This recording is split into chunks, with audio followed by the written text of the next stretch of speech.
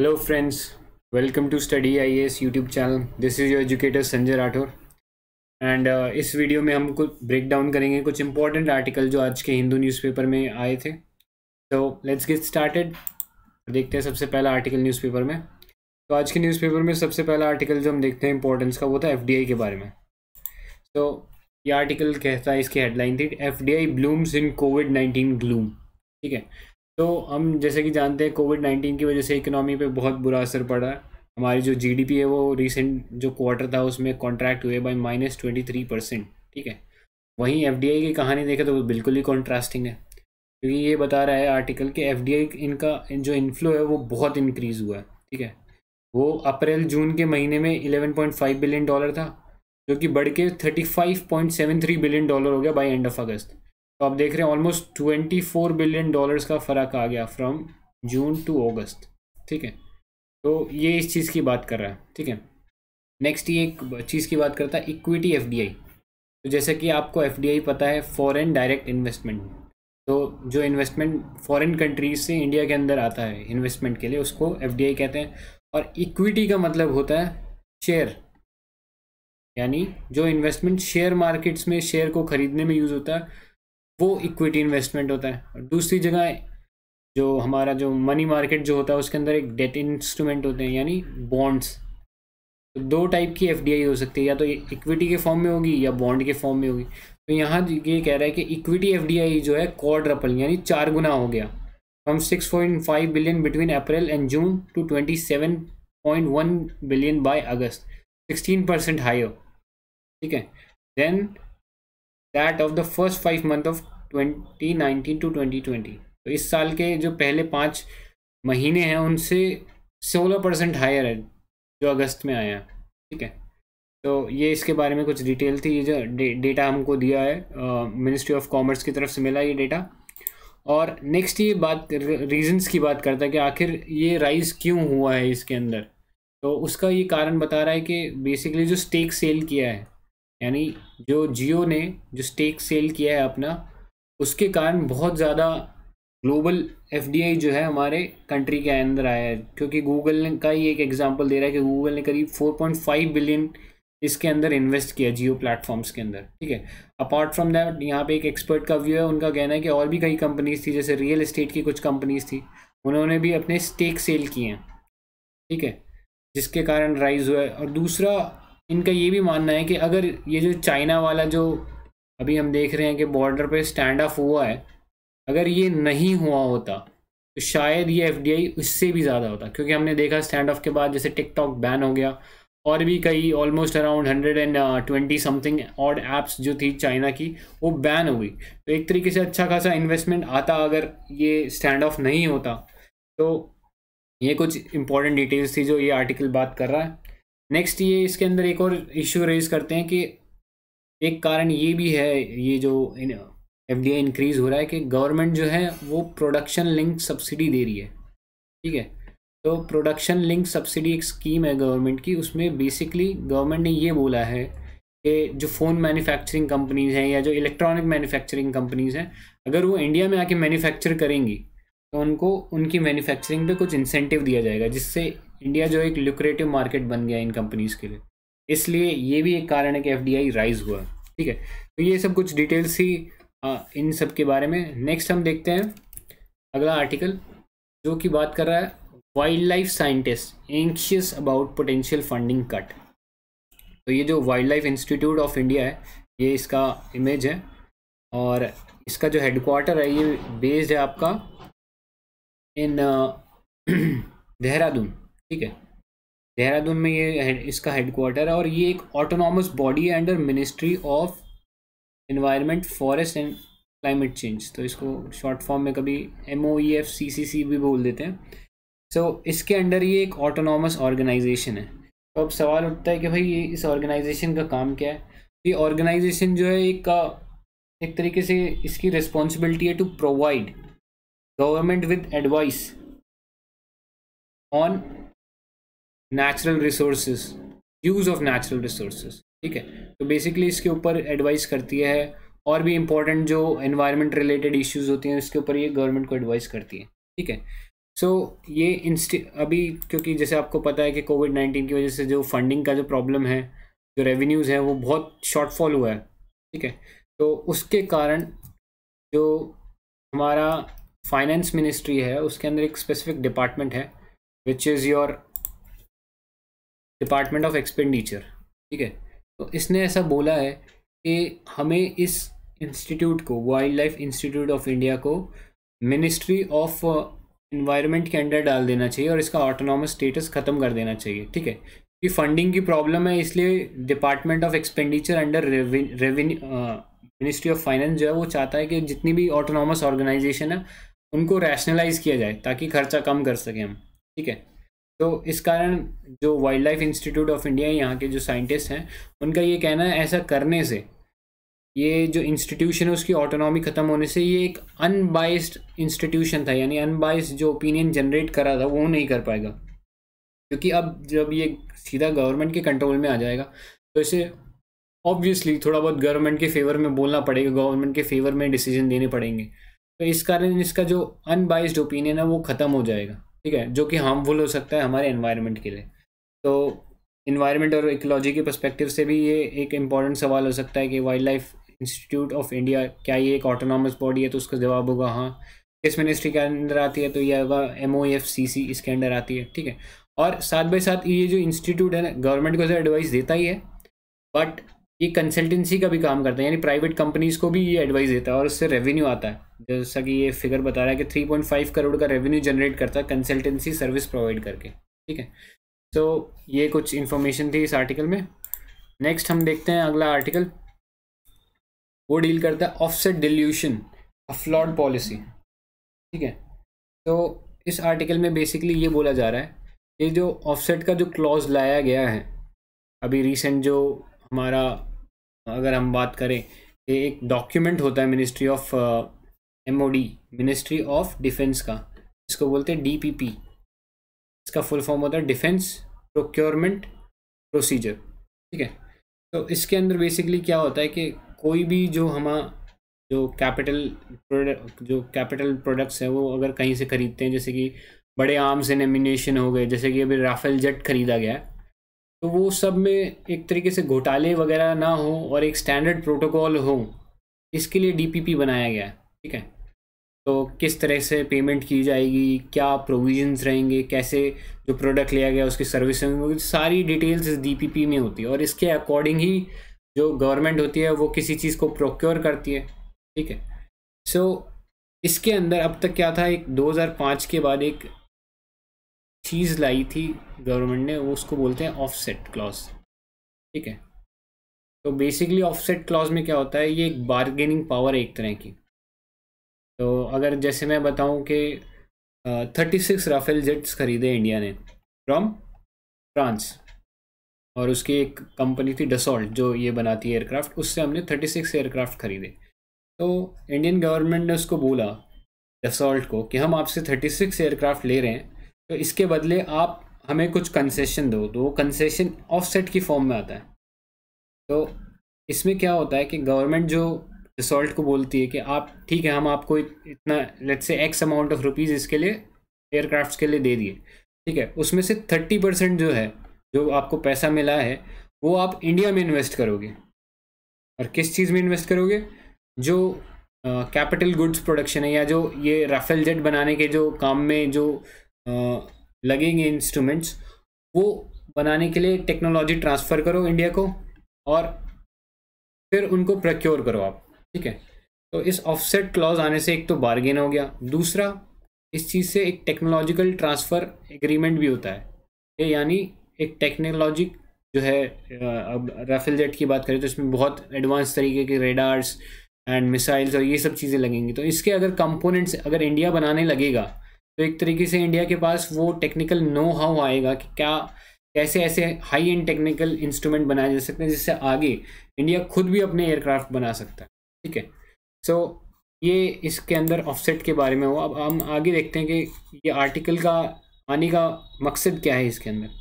So basically क्या हुआ recently around on September 28 जो हमारा जो डिफेंस प्रोक्योरमेंट प्रोसीजर है DPP जो है उसको रिफॉर्म करने की बात करी गई, ठीक है। तो एक्चुअली क्या बोला गया कि डीपीपी है, इसको रिफॉर्म करने की ज़रूरत है, ये बोला कैग ने। ठीक है, अब हुआ क्या, जैसे मैंने आपको बताया कि कुछ अमाउंट इन्वेस्टमेंट का 30% इन्वेस्टमेंट करना पड़ता है। ठीक है, सो कैग ने एक रिपोर्ट निकाली जिसमें 2017 से 18 के बीच में गवर्नमेंट ने 46 ऑफसेट कॉन्ट्रैक्ट साइन किए जिनकी वर्थ थी 66,426 करोड़। ठीक है, बट देखा गया कि इस जो अमाउंट जो आना था उसका मेयरली 8% आया है, यानी अराउंड 5,457 करोड़। ठीक है, तो जो एक टेक्नोलॉजी ट्रांसफ़र एग्रीमेंट की बात की गई थी ऑफसेट में, वो प्रॉपरली इम्प्लीमेंट नहीं हो रहा था। ठीक है, सो गवर्नमेंट ने उस चीज़ को देखते हुए डीपीपी में से ऑफसेट जो क्लॉज है उसको वर्चुअली हटा दिया। वर्चुअली कहने का मतलब, ये एक स्पेसिफिक लाइन लिखी गई है कि the offset clause will not be applicable to bilateral deals and deals with single monopoly sellers।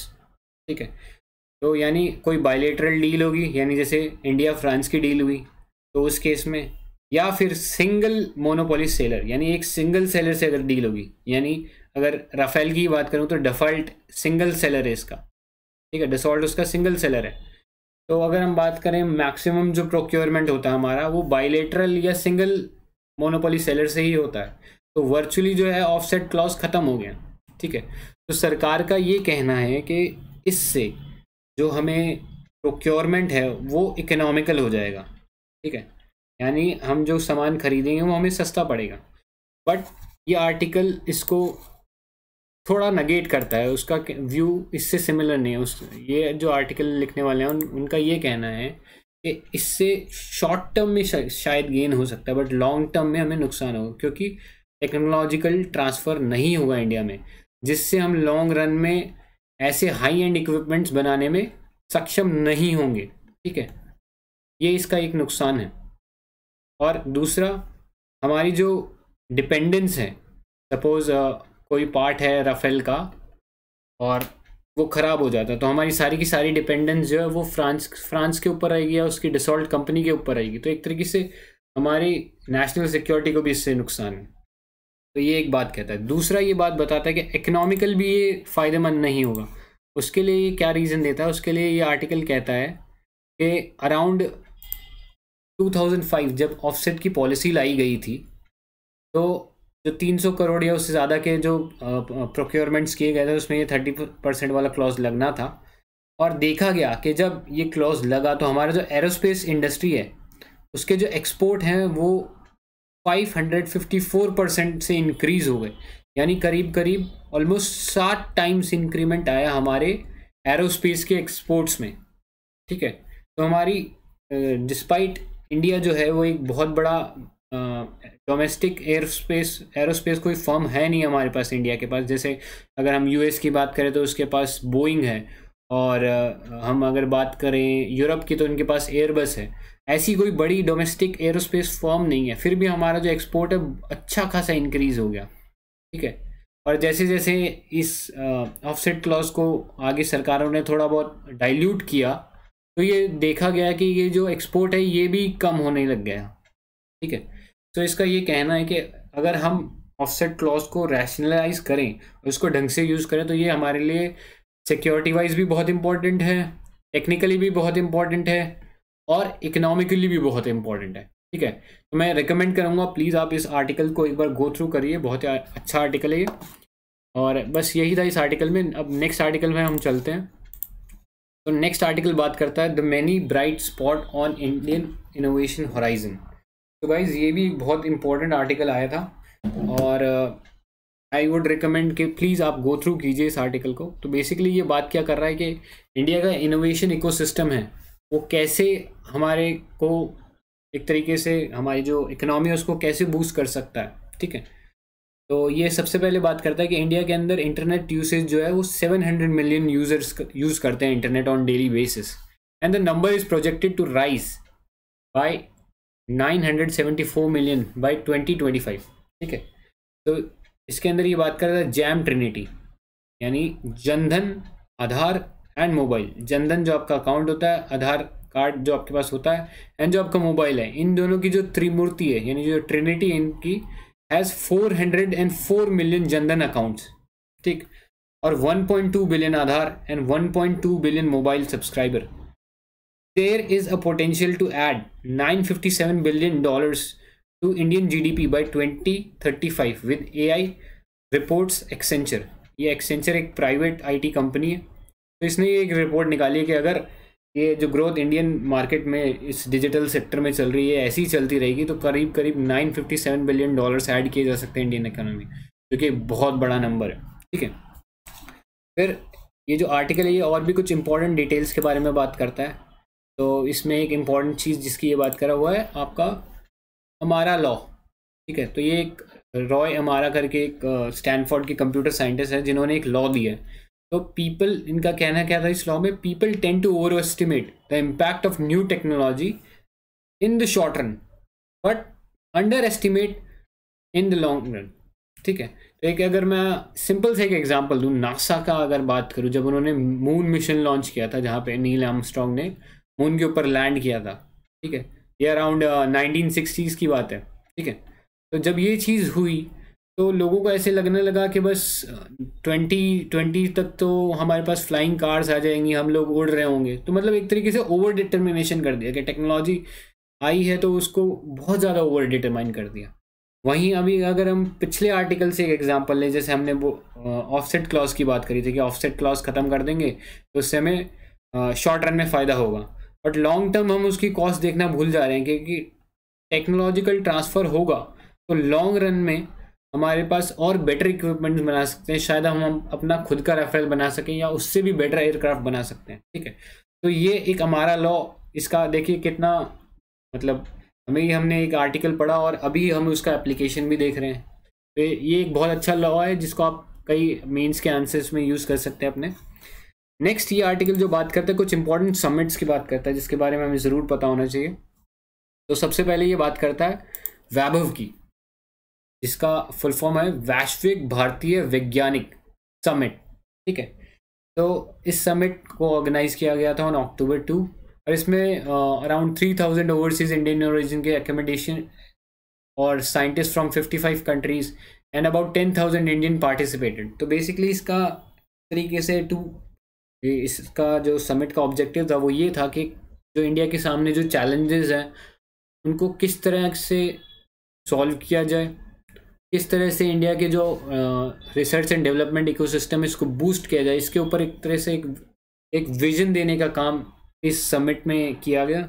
ठीक है, नेक्स्ट ये आर्टिकल एक बात करते हैं एक और इम्पोर्टेंट समिट की, रेज 2020। रेज मतलब responsible AI for social empowerment. ठीक है, तो अब जैसे कि आप जानते हैं AI का बहुत ज़्यादा इस्तेमाल होने लगा है, तरह तरह की एप्लीकेशंस आ गई हैं, even from health care to your security, सब जगह ये जो आपका AI है इसको यूज़ किया जा रहा है। ठीक है, तो इस समिट में बेसिकली ये कहा गया कि हम AI को इस तरीके से यूज़ करें कि इससे लोगों का सोशल एम्पावरमेंट हो, जो गरीब या पिछड़े वर्ग हैं उनका इससे एम्पावरमेंट हो। ठीक है, तो अच्छे काम के लिए AI का इस्तेमाल हो, इसलिए ये समिट किया गया था। ठीक है, और इसको ऑर्गेनाइज कराया गया था मेटी के द्वारा, यानी ministry of electronics and IT यानी इंफॉर्मेशन टेक्नोलॉजी, और नीति आयोग इसके ऑर्गेनाइजर्स थे। ठीक है, तो ये एक इम्पॉर्टेंट, ये दो इम्पॉर्टेंट समिट्स से कई बार UPSC सीधा आपसे पूछ लेगा कि मतलब आपको क्वेश्चन में पूछ लेगा कि Vaibhav and raise what were these things related to. तो आपको पता होना चाहिए कि basically R&D research and development को बूस्ट करने के लिए, या रेज पूछ लेगा तो वो responsible AI for social empowerment इसके लिए था। ठीक है, और नेक्स्ट ये बहुत कुछ इंपॉर्टेंट स्कीम्स की बात कर रहा है जो हमारे पेपर के पॉइंट ऑफ व्यू से काफ़ी इम्पॉर्टेंट हो जाती है। सो मैं आपको रिकमेंड करूँगा कि आप गो थ्रू करें क्योंकि ये बहुत सारी स्कीम्स की बात कर रहा है, बट मैं आपको उसमें से कुछ इंपॉर्टेंट स्कीम्स बताता था। जैसे इंस्पायर एक इंपॉर्टेंट स्कीम है, किरण इंपॉर्टेंट स्कीम है, अटल इनोवेशन मिशन एक इंपॉर्टेंट स्कीम है, फ्यूचर स्किल्स प्राइम एक इंपॉर्टेंट स्कीम है, देन योर स्टार्स एक इंपॉर्टेंट स्कीम है, और फिर आपकी स्पार्क और इम्प्रेस, ये कुछ इंपॉर्टेंट स्कीम्स हैं इसके अंदर जो हमारे रिसर्च इकोसिस्टम है उसको बूस्ट करने वाली हैं। तो मैं आपको एक एज ए होमवर्क ये रिकमेंड करना चाहता हूँ कि आप इन सब स्कीम्स को गो थ्रू कीजिए। अब मैं आपको एक इसके अंदर एडवाइस देता हूँ कि इनको पढ़ना कैसे है। ठीक है, सो बेसिकली आपको इसको पढ़ने का तरीका ये होना चाहिए कि सबसे पहले जो स्कीम आप पढ़ रहे हो, let's say Atal innovation mission पढ़ रहे हो आप, तो आपको पहले ये पता होना चाहिए इसका ऑब्जेक्टिव क्या है, ठीक है। तो जैसे अटल इनोवेशन का मिशन है कि बेसिकली जो स्कूल गोइंग चिल्ड्रंस हैं उनके लिए एक तरीके से एक इनोवेशन लैब की तरह काम करना, ठीक है। नेक्स्ट आप ये पढ़िए कि उसका जो ऑर्गेनाइजर है वो कौन है। Since most of these organization deals with research and development, तो एक ब्लाइंड एक आइडिया ऐसा लग सकता है कि ये साइंस एंड टेक से रिलेटेड होंगी, बट नहीं, कई इसमें स्कीम्स हैं जिनको जो ऑर्गेनाइजर है वो डिफरेंट है इसका। जैसे अटल इनोवेशन मिशन की बात करूँ तो इसमें नीति आयोग इसका ऑर्गेनाइजर है, ठीक है। या अगर आप स्पार्क की बात करें तो इसका ऑर्गेनाइजर MHRD है, ठीक है। तो ऐसे करके ये कुछ बहुत इंपॉर्टेंट स्कीम्स हैं हमारे रिसर्च एंड डेवलपमेंट को बूस्ट करने के लिए। तो एज ए होमवर्क आप प्लीज़ इन स्कीम्स को गो थ्रू कीजिएगा, ठीक है। नेक्स्ट ये एक और इम्पॉर्टेंट चीज़ की बात कर रहा है कि ये जो रिसर्च में इन्वेस्टमेंट करने से, रिसर्च में बढ़ावा देने से हमारा जो बेनिफिट है वो सिर्फ साइंस एंड टेक में नहीं होगा, इसके मल्टीपल और बेनिफिट्स होंगे, जैसे कि इकोनॉमिकल बेनिफिट होंगे। क्योंकि अगर एज इस लाइक स्टार्टअप्स और ऐसे जो इन फील्ड में जो शुरू हो रहे हैं, अगर ये एस्टैब्लिश हो और ये आगे अच्छी कंपनीज बने तो इससे बहुत सारी जॉब्स क्रिएट होंगी, बहुत सारा FDI आएगा कंट्री के अंदर, तो इससे इकोनॉमिक फ़ायदे हैं। दूसरा इसके सोशल फ़ायदे भी हैं। सिंस जो स्टार्टअप है, ये जो ऐसे हाई एंड टेक्नोलॉजी इंस्ट्रूमेंट्स या एप्लीकेशंस लेके आएंगे तो इससे हमारे जो हेल्थ केयर है उसके अंदर बर्डन कम होगा। दूसरा वो चीपर भी होंगे, ठीक है। तो जो गरीब पिछड़े वर्ग हैं उसके लिए सोशली एम्पावर करने वाली भी ये चीज़ है, ठीक है। तो ये आर्टिकल काफ़ी अच्छे से इन सब चीज़ों के बारे में बात करता है, तो मैं रिकमेंड करूँगा प्लीज़ इसको ज़रूर गो थ्रू कीजिएगा। बहुत अच्छा आर्टिकल है और ये लिखा भी किसने है, अमिताभ कांत, जो कि नीति आयोग के CEO हैं। तो ज़रूर पढ़ना चाहिए इस आर्टिकल को, ठीक। सो नेक्स्ट आर्टिकल पे हम लोग चलते हैं। ये बात करता है फ्लॉड ट्राइब्यूनल्स के बारे में, फ्लॉड फॉरेन ट्राइब्यूनल्स के बारे में। तो सबसे पहले अगर हम बात करेंगे what exactly is a tribunal, तो ट्राइब्यूनल जो होती है वो आपकी होती है quasi judicial bodies. Quasi judicial मतलब which are not acting like a true court, जैसे आपका हाई कोर्ट हो गया, सुप्रीम कोर्ट हो गया, तो वो एक प्रॉपर जुडिशियल ऑफिसेज हैं। वहीं ट्राइब्यूनल जो है क्वासी मतलब फॉल्स, ठीक है। तो एक ऐसे जुडिशियल सिस्टम है जो कि properly as a judicial office नहीं काम करते हैं। जैसे अगर जुडिशियल ऑफिस की बात करें तो वहाँ पे IPC यूज़ होता है, CRPC यूज़ होता है और सिविल प्रोसीजर कोड यूज़ होता है। ऐसा कुछ जुडिशियल को ये क्वासी जुडिशियल कोर्ट्स या जो ट्राइब्यूनल्स होते हैं उनमें नहीं होता। वहाँ पे चलता है नेचुरल जस्टिस, ठीक है। नेचुरल जस्टिस मतलब वहाँ पे जो जस्टिस डिलीवरी होगा वो फ्लेक्सिबल होगा, उसमें कोई एविडेंस नहीं मतलब जो नॉर्मली आप देखते हैं कि एविडेंस मांगने का एक प्रक्रिया होती है, डॉक्यूमेंट्स फाइल करने पड़ते हैं, एफिडेविट्स फाइल करने पड़ते हैं, ये सब ट्राइब्यूनल्स में थोड़ा रिलैक्स्ड होता है, ठीक है। इसलिए यहाँ पे जो फैसला होता है वो जल्दी आता है और जो जस्टिस होता है वो भी ईजिली एक्सेसिबल होता है सबको, मतलब इतना महंगा नहीं होता, चीपर होता है जस्टिस अवेल करना, क्योंकि यहाँ पर आपको एडवोकेट्स की ज़्यादा ज़रूरत नहीं होती, आप खुद रिप्रेजेंट कर सकते हो अपना केस, ठीक है। तो ये सब इन्फॉर्मेशन ट्राइब्यूनल्स के बारे में होगी। नेक्स्ट हम बात करते हैं, ये जो बात कर रहा है आर्टिकल स्पेसिफिकली ये फॉरेन ट्राइब्यूनल्स की बात कर रहा है। जो फॉरेन ट्राइब्यूनल्स है, अगर यूजुअली इनका जो नाम अगर आप कहीं पढ़ेंगे तो वो यूजुअली असम के केस में पढ़ेंगे, क्योंकि असम में आपको जैसे कि पता है रिसेंटली NRC हुआ। तो NRC का काम बेसिकली ये था कि जो फॉरेनर्स हैं उनको डिटेक्ट करना है, जो जिनका नाम NRC के अंडर नहीं आएगा वो फॉरेनर्स डिक्लेयर हो जाएंगे और उनकी प्रोबेबिलिटी है कि उन्हें फिर डिपोर्ट कर दिया जाए, ठीक है। ये काम फॉरेनर ट्राइब्यूनल करता है कि सपोज किसी को फॉरेनर डिक्लेयर कर दिया तो वो ये फॉरेनर ट्राइब्यूनल्स में अपील कर सकता है, ठीक है। या अगर किसी पुलिस वाले को लगता है या किसी अथॉरिटी को लगता है कि हाँ ये फॉरेनर है तो उसका ये केस जो है फॉरेनर ट्राइब्यूनल में जाएगा, ठीक है। बट इसमें एक डिफरेंस ये है कि यूजुअली आप अगर कोई क्राइम होता है तो ओनस जो होता है उसका ओनस यानी प्रूव करने का जो बर्डन ऑफ प्रूफ जो होता है वो यूजुअली स्टेट के ऊपर होता है। सपोज एक एग्जांपल से मैं आपको समझाता हूँ। एक चोर है, पुलिस ने इसको पकड़ा रंगे हाथों, ठीक है। पुलिस ने फिर चोर को कोर्ट में पेश किया। अब जो ये प्रूव करना कि इस चोर ने कोई ऑफेंस कमिट किया वो स्टेट के ऊपर लाया करता है, यानी पुलिस के ऊपर लाया करता है वो बर्डन ऑफ प्रूफ के। पुलिस को ये प्रूव करना है कि इसने चोरी करी है कोर्ट के सामने। बट ये जो फॉरेनर्स एक्ट है जिसके अंडर ये फॉरेनर ट्राइब्यूनल बनाए गए हैं, इसके अंदर जो बर्डन ऑफ प्रूफ जो है उस एक्यूज के ऊपर लग जाता है जिसको एक्यूज किया गया है कि वो एक फॉरेनर है। ठीक है, सो बेसिकली इसमें क्या होता है कि यूजुअली तो आपने जैसे मैंने बताया कि जो बर्डन ऑफ प्रूफ है वो हमेशा स्टेट के ऊपर लगता है, बट एक केसेस हो गए, जैसे फॉरेनर्स एक्ट हो गया, ये केस है एट्रोसिटीज ऑन वुमेन। ठीक है, वुमेन के अगेंस्ट कोई वायलेंस है तो उसके अंदर भी जो बर्डन ऑफ प्रूफ जो है वो एक्यूज के ऊपर लगता है, एक्यूज को साबित करना होता है कि उसने वो क्राइम नहीं किया। ऐसे ही एक SC/ST एट्रोसिटीज एक्ट है, इसके अंदर भी अगर कोई किसी को एक्यूज किया जाता है तो बर्डन ऑफ प्रूफ एक्यूज के ऊपर लग जाता है कि उसे ये प्रूव करना पड़ता है कि उसने वो क्राइम नहीं किया है। ठीक है, सो ये कुछ 3-4 एक्ट ऐसे हैं जहाँ पे बर्डन ऑफ प्रूफ एक्यूज पे लगता है, और जब ये बर्डन ऑफ प्रूफ एक्यूज पे लगता है तो इसमें थोड़ा बहुत एक तरीके से जो पुअर और पिछड़ा जो वर्ग है उनके लिए ये एक हार्मफुल चीज़ है, क्योंकि उनके पास ना इतना रिप्रेजेंटेशन होता है, ना इतना फाइनेंशियल मीन्स होता है कि वो अपने आप को प्रूव कर सके वो गिल्टी नहीं है। ठीक है, तो इसलिए ये थोड़ा सा जो सिस्टम है ये थोड़ा बाइज्ड है। ठीक है, नेक्स्ट ये बात करते हैं कि ये जो फॉरेनर्स एक्ट के अंदर जो ट्राइब्यूनल्स हैं, इसके अंदर अगर कोई पर्सन फेल हो जाता है फॉरेनर ट्राइब्यूनल के सामने अपीयर होने पे, तो जो फॉरेनर ट्राइब्यूनल है उसको सीधा फॉरेनर डिक्लेयर कर देगा without allowing him an opportunity to defend himself, जो कि एक तरीके से गलत है। ठीक है, सो बेसिकली ये आर्टिकल कहता है कि इसमें पुलिस का जो रोल है वो थोड़ा बहुत उसको रिफॉर्म करने की ज़रूरत है, क्योंकि अगर कोई आदमी फॉरेनर डिक्लेयर हो गया तो पुलिस को सबसे पहले जाके तहकीकात करनी पड़ती है, इन्वेस्टिगेशन।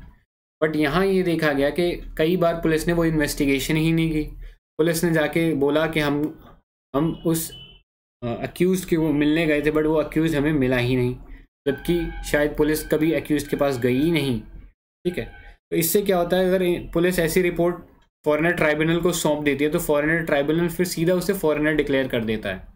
ठीक है, तो ये कह रहा है ये सिस्टम थोड़ा बाइज्ड है जिसके कारण कई लोगों को इससे प्रॉब्लम हुई है। तो ये आर्टिकल ये बात करता है कि इसको रिफॉर्म करने की ज़रूरत है। ठीक है, नेक्स्ट अगर हम बात करें कि ये फॉरेनर ट्राइब्यूनल्स की कंपोजिशन क्या है। ठीक है, कई बार UPSC में पूछ सकता है कि फॉरेनर ट्राइब्यूनल्स का मेंबर बनने के लिए क्या क्वालिफिकेशन है। तो उसमें 3 तरह की क्वालिफिकेशन है, जिसमें पहला है एडवोकेट ऑफ मतलब प्रैक्टिसिंग ऑफ 7 ईयर्स। ठीक, एक ये कंडीशन है उसका मेंबर बनने के लिए फॉरेनर ट्राइब्यूनल का। नेक्स्ट जो एक कंडीशन है इसके लिए वो है IAS ऑफिसर वो is experience in judicial matters, और जिसकी रैंक अबव सेक्रेटरी हो या सेक्रेटरी के बराबर जो रैंक वाला जो ऑफिसर होगा वो अपॉइंट किया जा सकता है। थर्ड, कोई भी असम जुडिशियल सर्विस का मेंबर। ठीक है, जुडिशियल सर्विस का ऑफिसर उसको भी इसमें अपॉइंट किया जा सकता है। तो ये 3 क्राइटेरियाज हैं। नेक्स्ट अभी एक रीसेंट अमेंडमेंट भी आया था इसके अंदर, हम उसकी भी बात कर लेते हैं, वो भी इंपॉर्टेंट हो जाता है कि MHA यानी मिनिस्ट्री ऑफ होम अफेयर्स, उसने रिसेंटली ये फॉरेनर एक्ट के अंदर एक अमेंडमेंट किया है जिससे district magistrate is empowered to establish foreigner tribunals in his district to ascertain whether a person is foreigner or not। यानी DM जो है वो एस्टैब्लिश कर सकता है एक फॉरेन ट्राइब्यूनल, ये एस्टैब्लिश करने के लिए कि वहाँ जो लोग हैं या जो किसी को अक्यूज़ किया गया है वो फॉरेनर है कि नहीं है। ठीक है, ये पावर दी गई डिस्ट्रिक्ट मजिस्ट्रेट को इस एक्ट के अंदर। ठीक है, तो ये कुछ इंपॉर्टेंट इन्फॉर्मेशन थी इसके बारे में। अब नेक्स्ट आर्टिकल की ओर चलते हैं हम लोग।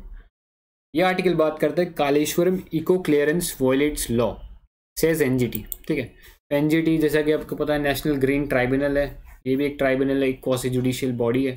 तो इसने कालेश्वरम जो प्रोजेक्ट है उसको एक तरीके से बोला है कि इसमें इको क्लियरेंस यानी जो आप एनवायरनमेंट सर्टिफिकेट ले तो ये अनलॉफुली लिया गया है, ऐसा कहा गया है इसके अंदर। तो ये हमारा लिए अभी तो एक डेवलपमेंटल मैटर है, ये आगे क्या होगा हम आगे देखेंगे, बट अभी हम देखते हैं कि कालेश्वरम प्रोजेक्ट क्या है। तो कालेश्वरम जो एक लिफ्ट इरिगेशन प्रोजेक्ट है, यानी यहाँ पे जो पानी है वो मोटर्स एंड पंप्स के इस्तेमाल से इसको एक जगह से उठा के दूसरी जगह ले जाया जाता है। ठीक है, ये होता है लिफ्ट इरिगेशन, इसको लिफ्ट इरिगेशन कहते हैं। और ये आई थिंक वर्ल्ड का बिगेस्ट लिफ्ट इरिगेशन सिस्टम है for drinking water and agriculture purpose. इसलिए ये हमारी तरफ से इम्पोर्टेंट हो जाता है। नेक्स्ट अगर हम बात करें तो कौन से स्टेट में ये लाई करता है, तो ये लाई करता है तेलंगाना में। नेक्स्ट इसमें एक इम्पॉर्टेंट इन्फॉर्मेशन की बात करें तो ये कौन से रिवर पे लाई करता है, तो इसका जवाब होगा it lies on the confluence. Confluence मतलब संगम, यानी meeting point of two rivers. तो इसमें दो रिवर कौन कौन सी है, पहली आपकी जो रिवर है वो है गोदावरी, ठीक है, एंड दूसरी जो है प्राणहिता। ये गोदावरी की ट्रिब्यूटरी है, उसके कन्फ्लुएंस यानी गोदावरी और प्राणहिता का जो कन्फ्लुएंस है उसके ऊपर लाई करता है ये प्रोजेक्ट तेलंगाना के अंदर, ठीक है। ये इंपॉर्टेंट इन्फॉर्मेशन थी इस आर्टिकल के बारे में। नेक्स्ट हम चलते हैं अगले आर्टिकल की तरफ। तो बात करता है hybrid model of smart fence being tested along LOC, ठीक है। तो यह जो आप पिक्चर देख रहे हैं ये है स्मार्ट फेंस, ठीक है। इसके अंदर बेसिकली क्या है कि हाईटेक इक्विपमेंट्स लगाएंगे जो, तो बेसिकली जो हाइब्रिड मॉडल है ये एक डेवलपमेंट किया गया स्मार्ट फेंस के ऊपर, ठीक है। तो नॉर्मल हम अगर बात करें, जैसे इस पिक्चर में आप देख पा रहे हैं, तो ये बार्ब्ड वायर्स हैं, यानी जो कटीले तार लगाए गए हैं, ये सिंपल एक बैरियर है, physical barrier, nothing more than that. कई बार जो इनफिल्ट्रेशन होता है या जो आतंकी आते हैं तो वो यहाँ से तारों को काट कर और फिर अंदर एंट्री कर लेते हैं। तो ये सिर्फ एक फिजिकल बैरियर था अब तक, लेकिन अब इस नॉर्मल फेंस से उठकर एक स्मार्ट फेंस की बात हो रही है। तो ये इसका काम सिर्फ एक फिजिकल बैरियर की तरह एक्ट करना नहीं होगा, but to also provide surveillance activities, ठीक है। सर्वेलेंस प्रोवाइड कैसे करेगा, इस पे लगे होंगे सेंसर्स, ठीक है। Sensors like thermal imaging sensors in form of lidar, infrared sensors and cameras, ठीक है। तो इससे ना सिर्फ जो हमारे सिक्योरिटी फोर्सेस को एक तरीके से बॉर्डर मैनेजमेंट में हेल्प होगी, बल्कि इससे 24/7 जो बॉर्डर जो है उसके ऊपर एक तरीके से वॉच रखा जा सकता है, ठीक है। जिससे जो कई बार क्या होता है कि बॉर्डर के अराउंड अगर पेट्रोलिंग करते हुए कई बार फायर हो जाता है पाकिस्तान की साइड से, तो कैजुअलिटीज़ हो जाती हैं। तो ये जो जो काइंड ऑफ लाइक रेड्स और ये सब जो करते हैं, हमारे जो पेट्रोलिंग करते हैं जो हमारे जवान, वहाँ पे उसको करने की इतनी ज़्यादा ज़रूरत पड़ेगी नहीं, क्योंकि ये स्मार्ट फेंस अपने आप में ये काम करने में काबिल होगी, ठीक है। सो शुरू में जो स्मार्ट फेंस का जो प्रपोजल लाया गया था वो कॉस्टली था, that was around 10 crore for only 2.4 kilometre of fencing, ठीक है। सिर्फ 2 किलोमीटर के लिए जो फेंसिंग का कॉस्ट था 10 करोड़ था। तो अभी जैसा कि आपने देखा ही है कि रेवेन्यू का काफ़ी शॉर्टफॉल हो गया, तो इसलिए एक अनफीजेबल आइडिया हो गया था ये। तो अब एक नया आइडिया इसमें डेवलप किया गया कि हाइब्रिड मॉडल, ठीक है। तो स्मार्ट फेंस के एलिमेंट्स इसमें मिक्स किए जाएंगे और यूज़ किया जाएगा इस हाइब्रिड मॉडल को, ताकि जो हमारा सर्वेलेंस है अलॉन्ग LOC, जो इंडिया पाकिस्तान का बॉर्डर है इन कश्मीर, उसके अलॉन्ग इसको एक सेफ बॉर्डर बनाया जा सके, ठीक है, और कैजुअलिटीज़ हमारे जो फोर्सेज हैं उनकी कम हो सके। ये आइडिया है बिहाइंड सेफ फेंसेस या स्मार्ट फेंसेस, ठीक है। नेक्स्ट हम चलते हैं आर्टिकल की तरफ। तो ये बात करता है अमेंडमेंट नीड्स रेफरेंडम। तो ये जो आर्टिकल है ये बेसिकली जो श्रीलंका हमारा जो सदर्न नेबर है उससे डील करता है और हमारा इंटरनेशनल रिलेशंस के पॉइंट ऑफ व्यू से काफ़ी इंपॉर्टेंट आर्टिकल हो जाता है। तो ये जो आप इमेज देख रहे हैं ये इनका नाम है गोटाबाया राजपक्षे, ठीक है। ये है प्रेसिडेंट श्रीलंका के, ठीक है। सो ये अभी रिसेंटली इनका अपॉइंटमेंट हुआ है और ये बात कर रहे हैं 20th कॉन्स्टिट्यूशनल अमेंडमेंट एक्ट की, जो ये लाना चाह रहे हैं। बट सुप्रीम कोर्ट ने यहाँ के बोला है श्रीलंका की कि आपको कुछ एक क्लॉज हैं इस कॉन्स्टिट्यूशनल अमेंडमेंट एक्ट के, उसके लिए रेफरेंडम लेना पड़ेगा, रेफरेंडम लेना पड़ेगा, ठीक है। बात करते हैं ये इतना कंट्रोवर्शियल क्यों है ये 20th कॉन्स्टिट्यूशनल अमेंडमेंट एक्ट जो है। तो बेसिकली ये जो 20th कॉन्स्टिट्यूशनल अमेंडमेंट एक्ट है ये नलीफाई करना चाहता है 19th कॉन्स्टिट्यूशनल अमेंडमेंट एक्ट को, ठीक है। अब ऐसा क्या था 19th कॉन्स्टिट्यूशनल अमेंडमेंट एक्ट में कि इन्हें इसको नलीफाई करना पड़ रहा है। तो बेसिकली इसके अंदर जो प्रेसिडेंट की जो पावर है ऑफ श्रीलंका उसको रेस्ट्रिक्ट किया गया था, ठीक है। और उनका जो टर्म है उसको दो बार का कर दिया था, यानी 2 बार मतलब अपॉइंट हो सकते हैं वो, और या फिर उनका जो वापस जो एक टर्म के बाद अपॉइंटमेंट है वो सिर्फ एक और बार हो सकता है, यानी टोटल 2 बार वो अपॉइंट किए जा सकते हैं। ठीक है, सो एक तरीके से पावर को उनकी रेस्ट्रिक्ट कर दिया गया था इस एक्ट के द्वारा। सो ये इसको ख़त्म करना चाहते हैं गोटाबाया राजपक्षे जो है। और जैसे कि हम जानते हैं कि अभी जो श्रीलंकन पॉलिटिक्स है that is dominated by families, और अभी राजपक्षा फैमिली डोमिनेट कर रही है यहाँ, जिसके अंदर के जो प्रेसिडेंट हैं वो खुद गोटाबाया राजपक्षे हैं, और जो पीएम है वो इनके बड़े भाई महिंदा राजपक्षे हैं। तो और बड़े बड़े मैटर्स में भी फैमिली इंक्लूजन है। तो बेसिकली ये एक तरीके से पावर को एक्यूमुलेट करना चाहते हैं इस 20th कॉन्स्टिट्यूशनल अमेंडमेंट एक्ट से। और सुप्रीम कोर्ट ने शुरू में तो इस एक्ट को एक तरह से पास कर दिया था, बट बाद में सुप्रीम कोर्ट ने बोला कि इसमें कुछ 4 क्लॉजेज ऐसे हैं जिसके लिए आपको रेफरेंडम लेना पड़ेगा। अब सवाल उठता है कि रेफरेंडम क्या है। तो referendum is a component of direct democracy. तो इसके अंदर आप कोई प्रपोजल होता है वो सीधा लोगों के सामने रख देते हो फॉर देयर ओपिनियन। ठीक है, तो लोग अगर उसको अप्रूव कर देते हैं तो उसको पास कर दिया जाएगा, और लोग अगर उसे रिजेक्ट कर देते हैं तो उसे डिसअप्रूव कर दिया गया जाएगा। ठीक है, ये इसके बिहाइंड आइडिया था, और ये कुछ इंपॉर्टेंट डेवलपमेंट्स थी इस आर्टिकल्स के अंदर जो बताई गई है। ठीक है, सो नेक्स्ट हम देखते हैं अगला आर्टिकल जो कि बात करता है Russia offers US nuclear freeze on warhead numbers. तो एक बहुत इंपॉर्टेंट आर्टिकल है आईआरएस के पर्सपेक्टिव से अगेन। तो इसके अंदर बेसिकली बोला क्या गया है, जो रशिया है उसने यूएस को ऑफर किया एक 1 ईयर का फ्रीज ऑन न्यूक्लियर वॉरहेड। और बेसिकली क्या है, अगर मैं कहानी बताऊं तो ये सब शुरू होता है एक ट्रीटी से जो कि जिसका नाम है न्यू स्टार्ट ट्रीटी। तो न्यू स्टार्ट ट्रीटी जो है ये आई थी एग्जिस्टेंस में अराउंड 2011। ठीक है, इसका काम बेसिकली ये था कि ये लिमिट करती है स्ट्रेटेजिक वेपन्स को, स्ट्रेटेजिक डिलीवरी व्हीकल्स, ठीक है, और स्ट्रेटेजिक वॉरहेड्स।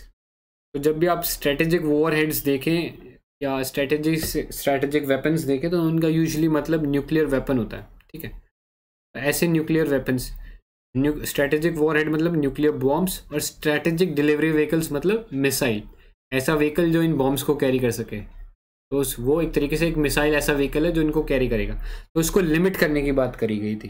तो जो न्यू स्टार्ट पॉलिसी है ये जैसे कि मैंने बताया यूएस और रशिया के बीच में साइन करी गई थी, और ये एक डेवलपमेंट है on an earlier treaty which was known by the name of start, जो कि आई थी आपकी 1991 में। ठीक है, तो ये पॉलिसी का भी सेम काम था। इसने बोला था कि करीब जो स्ट्रैटेजिक डिलीवरी व्हीकल है उनको लिमिट करना है 1600 तक, और जो आपके वॉर हेड है उसको 6000 तक लिमिट करना है, ये इस ट्रीटी ने बोला था। ठीक है, अब क्या हुआ, प्रॉब्लम क्या हुआ, क्यों ये न्यूज़ में आया, बिकॉज ये जो ट्रीटी है ये 2021 में एक्सपायर होने वाली है। ठीक है, तो रशिया ने चाहता है कि ये ट्रीटी को एक्सटेंड किया जाए ताकि एक आर्म्स रेस वापस ना शुरू हो, क्योंकि ये ओल्ड एरा के टाइम में क्या था, ओल्ड एरा का जो टाइम था जब यूएसएसआर और यूएस के बीच में फाइट चल रहा था, तो उनमें एक तरीके से रेस लगी हुई थी कौन ज़्यादा वेपन डेवलप करेगा, कौन ज़्यादा बॉम्ब बनाएगा। तो उसको रोकने के लिए कुछ ट्रीटीज़ लाई गई थी। अब ये ट्रीटी एक्सपायर होने वाली है, इसलिए रशिया जो है एक तरीके से उसको एक रिस्पॉन्सिबल ग्लोबल पावर के तौर पे ये यूएस को ऑफर दे रहा है कि हम इसको एक्सटेंड करने को तैयार हैं, प्रोवाइडेड आप एक नई ट्रीटी साइन करने के लिए रेडी हो। ठीक है, इसका डेवलपमेंट जो है एक और ट्रीटी से भी है जिसका नाम था INF, मतलब intermediate range nuclear force treaty. ठीक है, ये जो ट्रीटी थी इसको साइन किया गया था इन 1987। ठीक है, between US and erstwhile USSR. अब तो ब्रेक डाउन हो के अब वो रशिया है उसका जो सक्सेसर स्टेट है। सो तब ये यूएसएसआर के साथ साइन की गई थी। इसमें जो इंटरमीडिएट जो रेंज की जो मिसाइल्स होती है जिनका यू कैन से कि लाइक 5000 किलोमीटर से जो कम की जो मिसाइल्स होती हैं वो इंटरमीडिएट रेंज के अंदर आती हैं। तो बेसिकली ये बोला गया था कि इनका जो स्टॉक पाइल है यूएस और यूएसएसआर के पास, इसको कम किया जाए। ठीक है, और इसको एग्जीक्यूट किया गया था ट्रीटी को, और ये अच्छी चल भी रही थी। बट 2019 के अंदर यूएस ने इसमें से रिज़ाइन कर दिया, इसको वेकेट कर दिया इस ट्रीटी को, ठीक है। तो एक तरीके से एक आर्म्स रेस का जो खतरा है इस ट्रीटी के ख़त्म होने के बाद शुरू हो गया, और कई मिसाइल्स डेवलप हुई। जैसे रशिया ने रिसेंटली एक मिसाइल डेवलप की थी एवेनगार्ड, ठीक है, जो एक हाइपरसोनिक मिसाइल है। तो ये सब एक तरीके से एक इंडिकेशन है कि आर्म्स रेस वापस डेवलप हो सकता है, तो इसको स्टॉप करने की ज़रूरत है। तो ये सब डिटेल्स कुछ इस आर्टिकल में थी, और ये सब सारी हमने आज जो इम्पोर्टेंट न्यूज़ आई उसको कवर कर लिया है। सो that's it for this session guys. I hope you like this video, and if you have learn anything of value, कुछ आपको ऐसा लगा कि आपने वैल्यू का इससे सीखा है, तो प्लीज़ इसको लाइक कीजिएगा बटन को, and subscribe to our channel. और अगर आपको कोई डाउट हो तो आप कमेंट सेक्शन में उस डाउट को डाल सकते हैं। So that's it for this session. Bye bye and thank you.